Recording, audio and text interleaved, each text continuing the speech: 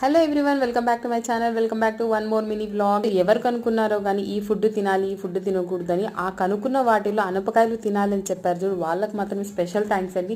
Really ఎంత taste అంటే అంత టేస్ట్ ఉంటాయి ఉడికేసుకొని తింటే. అండ్ ఉడికేసుకొని తింటే అనపకాయలు అంటారు వీటిని.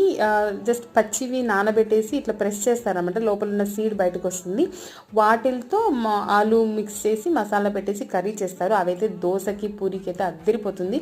ఇక్కడ వాడే సొంతంగా తినాలని ట్రై చేస్తున్నాడు. బట్ ఏం చేస్తున్నాడు అంటే మొత్తం నోట్లో పెట్టేసుకుని తొక్కు మాత్రమే నములుతున్నాడు అనమాట. సో మేము అటు ఇటు చేసి వాడికి తినిపించేస్తున్నాము. సో ఇలా మేము అనపకాయలు తినుకుంటూ ఎండలు స్టార్ట్ అయిపోయాయి. ఇంకా మాది ముందే రాయలసీమ అనంతపూర్. సో తెలిసిందే కదా ఎండలు అంటే ఎట్లుంటాయో.